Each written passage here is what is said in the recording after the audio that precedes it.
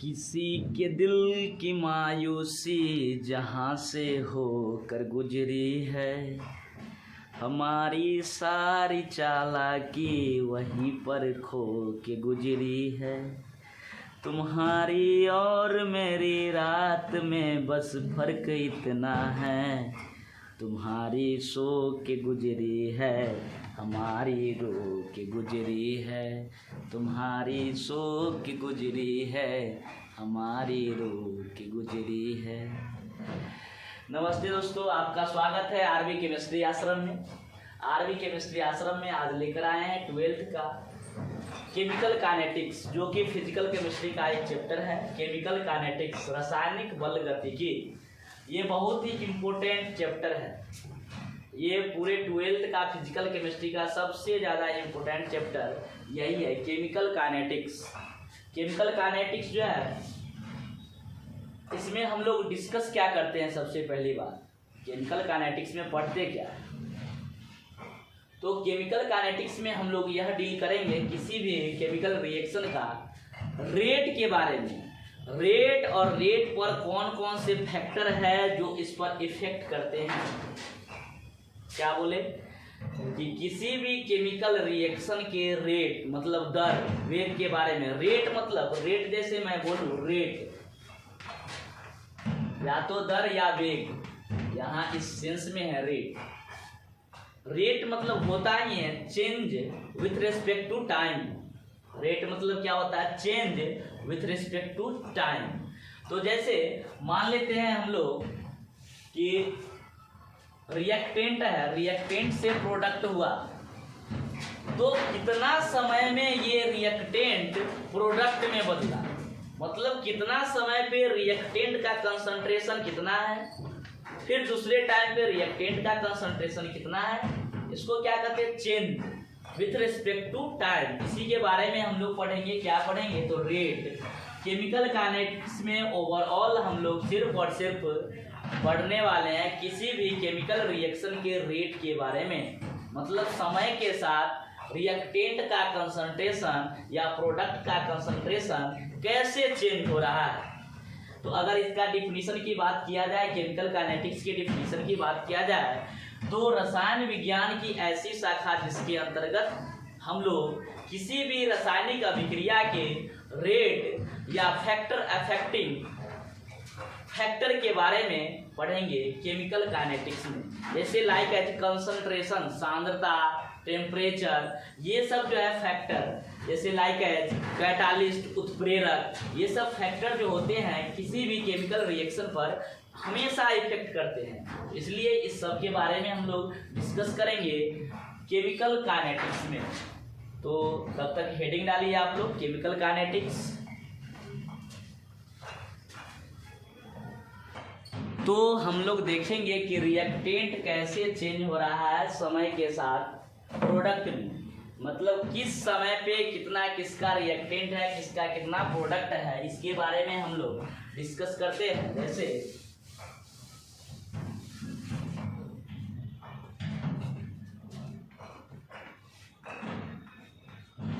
Reactant से product बदल रहा है। सबसे पहले हम लोग देखेंगे रिएक्टेंट का अपना ग्राफ और प्रोडक्ट का अपना ग्राफ। इसको क्या बोलते हैं, एरो के इस साइड वाले को रिएक्टेंट कहते हैं, एरो के इस साइड वाले को प्रोडक्ट कहते हैं। इसको हिंदी में कहते हैं उत्पाद, इसे कहते हैं अभिकारक।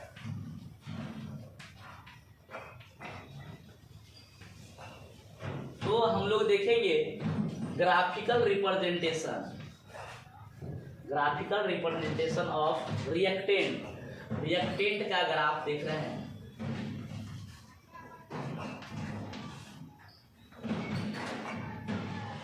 पहले इतना इधर से आप लोग छाप सकते हैं, क्योंकि एक बोर्ड पे जो है रिएक्टेंट और प्रोडक्ट दोनों का ही मैं डिस्कस करने वाला हूं। चलिए देखते हैं।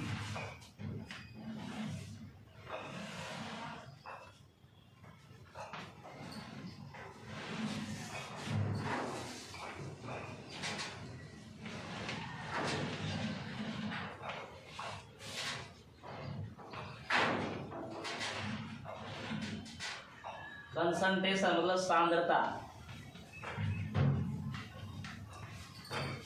इस पर जो है y एक्सिस पे कंसंट्रेशन है, सांद्रता है, और x एक्सिस पर टाइम है।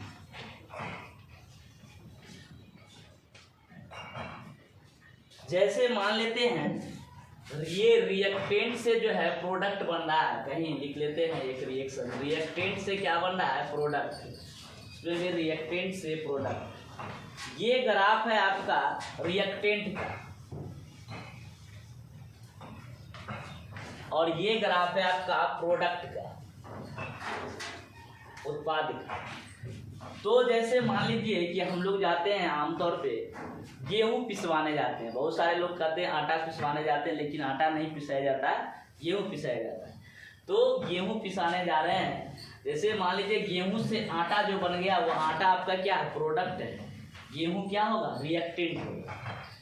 तो ये जो है तुम्हारा रिएक्टेंट, ये रिएक्टेंट समय के साथ कैसे परिवर्तन कर रहा है, उसी के बारे में हम लोग ग्राफ के द्वारा देखेंगे। ये प्रोडक्ट जो तुम्हारा आटा जो था, ये कैसे बढ़ रहा है समय के साथ या घट रहा है, ये चीज देखेंगे। कौन बढ़ेगा कौन घटेगा ये तो खैर बाद की बात है। जैसे देखें, इसको कहते हैं ऑरिजिन, यहाँ पे भी इसे ऑरिजिन कहेंगे, जिसको हिंदी में कहते हैं मूल बिंदु। अब बताइए, ये जो है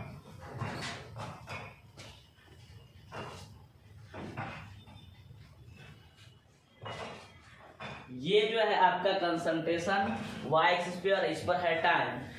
तो समय के साथ जैसे आप लोग जाते होइएगा मशीन पे गेहूं पिसवाने, तो उस समय अभी अभी गए ही हैं, उस समय आपके पास एक बात बताइए, गेहूं मैक्सिमम रहेगा कि मिनिमम? तो गेहूं सबसे ज्यादा रहेगा, जितना आप लेके जाइएगा उसका तो मैक्सिमम रहेगा ना जी, तो सबसे ज्यादा रहेगा। तो स्टार्टिंग टाइम में मतलब जब टाइम अगर जीरो रहेगा, जिस समय यहाँ पर क्या होता है जीरो जीरो, अगर टाइम जिस समय जीरो रहेगा उस समय रिएक्टेंट मैक्सिमम रहेगा कि मिनिमम? बिल्कुल मैक्सिमम रहेगा।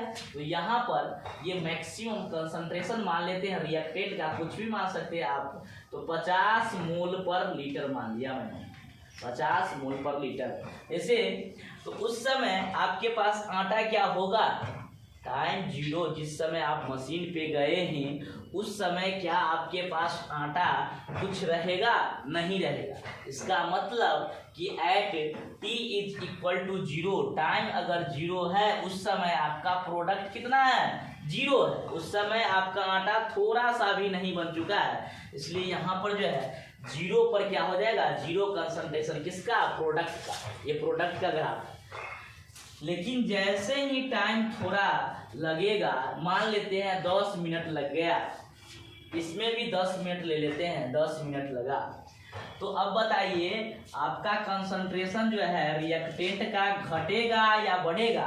जैसे 10 मिनट हो गया, तो 10 मिनट के बाद जो है आपका गेहूं घट जाएगा कि बढ़ जाएगा? तो बिल्कुल आप लोग सोच रहे होंगे कि मेरा गेहूं जो है 10 मिनट बाद घट जाएगा और आटा क्या हो जाएगा 10 मिनट बाद, बढ़ जाएगा।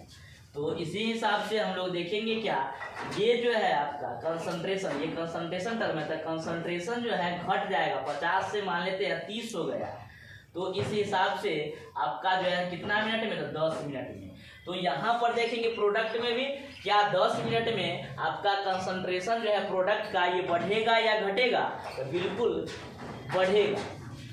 10 मिनट में मान लीजिए बढ़ गया, ये पहले जीरो था अब ऊपर गया तो बढ़ेगा ना जी। तो यहाँ पर जो है एक पॉइंट में, अब देखिए जैसे ही टाइम चेंज हुआ 20 मिनट मैंने कर दिया, इसमें भी 20 मिनट मैंने किया, तो टाइम जैसे ही चेंज किया तो 20 मिनट बाद बताइए आपका रिएक्टेंट जो कि गेहूं था उसका कंसंट्रेशन बढ़ेगा या घटेगा? तो आप लोग कहिएगा कि बिल्कुल घटेगा। इसलिए 20 मिनट बाद इसका 30 से मान लीजिए 10 हो गया, तो ये जो है आपका एक पॉइंट इधर मिल गया। वैसे ही 20 मिनट बाद बताइए प्रोडक्ट बढ़ेगा या घटेगा? आटा की मात्रा बढ़ेगी या घटेगी? बिल्कुल कहोगे क्या, बढ़ेगी। तो इसलिए ये बढ़ के इतना हो गया। फिर आगे 30 मिनट 40 मिनट मतलब सो ऑन, ऐसा टाइम हम लोग ले सकते हैं, जितना मन करे उतना ले सकते हैं। अब देखिए इसमें क्या है, ये सब जो पॉइंट मिला है ये सब पॉइंट को हम लोग एक कर्व के थ्रू रिप्रेजेंट कर देते हैं, और इस पॉइंट को भी एक कर्व के थ्रू रिप्रेजेंट कर देते हैं। तो ये जो है क्या है, इंक्रीजिंग ग्राफ, क्या है, इंक्रीजिंग, बढ़ते क्रम में आपका टाइम के साथ जो है प्रोडक्ट हमेशा बढ़ेगा ही बढ़ेगा और रिएक्टेंट क्या होगा, घटेगा। ये खर्च होगा तब ना ये बनेगा, जब तक गेहूं खर्च नहीं होगा तो आटा कहाँ से मिल जाएगा। इसलिए टाइम के साथ ये जो है तुम्हारा डिक्रीजिंग ग्राफ चलता है रिएक्टेंट का, और टाइम के साथ ये जो प्रोडक्ट का है इंक्रीजिंग ग्राफ चलता है। बात समझ में आ गई। इस तरह से हमारा ये खत्म हुआ रिएक्टेंट और प्रोडक्ट का ग्राफिकल रिप्रेजेंटेशन। ठीक है, चलिए इतना नोट कर सकते हैं आप लोग।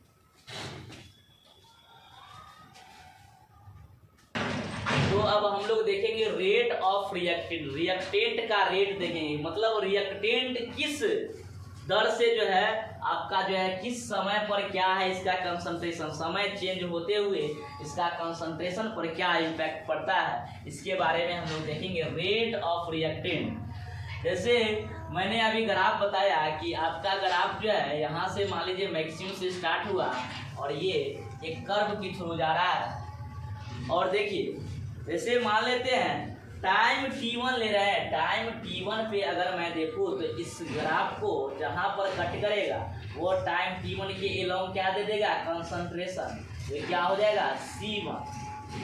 अगर टाइम t2 पर देखा जाए, t2 टाइम लिया जाए तो इस कर्व को जहाँ पे कट करेगा वो क्या दे देगा, रिएक्टेंट का कंसंट्रेशन, ये C2। तो हम लोग कह सकते हैं C1 is equal to initial concentration,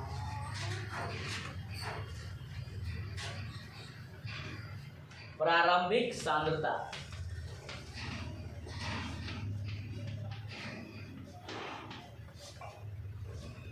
C2 is equal to final concentration,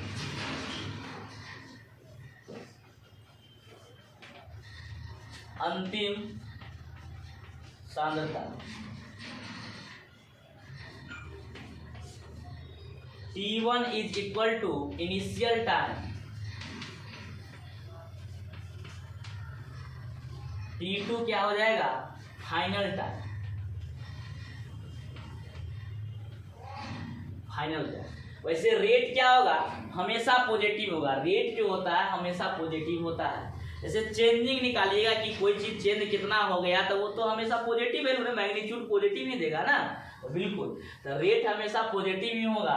इधर देखेंगे हम लोग यहाँ रेट निकालने की कोशिश कर रहे हैं, मतलब रिएक्टेंट का जो रिएक्टेंट से जो प्रोडक्ट में कन्वर्ट होता है, ये रिएक्टेंट का कंसंट्रेशन टाइम के साथ कैसे चेंज होता है। तो हम लोग देखेंगे रिएक्टेंट का कंसंट्रेशन रेट को R से रिप्रेजेंट करते हैं तो क्या हो जाएगा, delta C upon delta T। ये जो है डेल्टा का क्या मतलब होता है, डेल्टा का मतलब होता है चेंज, तो delta C upon delta T, delta मतलब फाइनल माइनस इनिशियल होता है हमेशा, final minus initial, final minus initial. Delta का मतलब ही होता है फाइनल माइनस इनिशियल। अगर देखा जाए ऊपर में क्या है, कंसंट्रेशन, मतलब R बराबर delta C upon delta T, मतलब कंसंट्रेशन का चेंज जो है टाइम के साथ, कंसंट्रेशन का चेंज, किसका कंसंट्रेशन, तो रिएक्टेंट का कंसंट्रेशन का चेंज जो है रिएक्टेंट के कंसंट्रेशन टाइम के साथ कैसे चेंज हो रहा है, इसी के बारे में कहते हैं rate of reactant. Rate of reactant मतलब अभिकारक की दर या वेग। तो देखेंगे क्या, रेट ऑफ रिएक्टेंट, इतना आप लोग उम्मीद करते हैं कि इतना नोट कर लिए होंगे। तो हम लोग देखेंगे यहाँ पे इसका फॉर्मूला, जिससे rate is equal to delta C upon delta T, final concentration minus initial concentration upon final time बटे इनिशियल टाइम। तो फाइनल कंसंट्रेशन कितना था, तो C2 है ना जी, C2 माइनस इनिशियल कंसंट्रेशन कितना है, तो C1 अपॉन क्या हो जाएगा फाइनल टाइम, तो T2 माइनस T1। यहाँ पे इस ग्राफ से बताइए कि C1 बड़ा होगा कि C2 बड़ा होगा। C2 देखिए इतना है और C1 है इतना, तो C1 ग्रेटर देन C2 है ना, C1 ग्रेटर देन C2 है। और यहाँ पे मैंने बोला कि रेट हमेशा पॉजिटिव होता है, तो अगर यहाँ पे घटाया जाए C2 माइनस C1 जबकि बड़ा है, छोटा में से बड़ा घटा देंगे तो क्या आ जाएगा, निगेटिव में वैल्यू आ जाएंगे।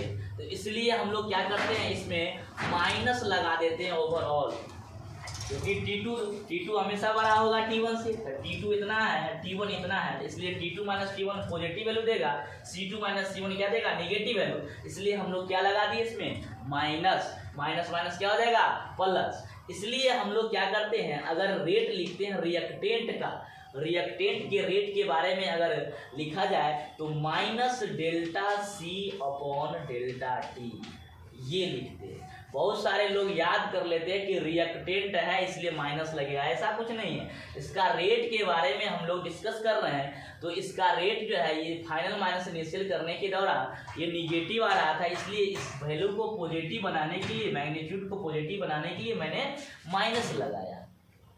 कोई दिक्कत, कोई तकलीफ नहीं ना। चलिए, इस बात से हम उम्मीद करते हैं कि आप लोग अच्छे से मजा ले रहे होंगे आरबी केमिस्ट्री आश्रम में। आरबी केमिस्ट्री आश्रम में जैसे आप लोग जानते ही होंगे, केमिस्ट्री को यहाँ धुआं किया जाता है। अगर आपको समझ में नहीं आए तब पर भी जो है कमेंट में लिखे कि यहाँ पे समझ में नहीं आए, टॉपिक पे यहाँ पर इस पॉइंट पे समझ में नहीं आया। हर एक पॉइंट को हम डिस्कस करेंगे जरूर। मैं उम्मीद करता हूँ कि आप लोग अच्छे से मजा ले रहे होंगे आरबी केमिस्ट्री आश्रम में। Best of luck, thank you.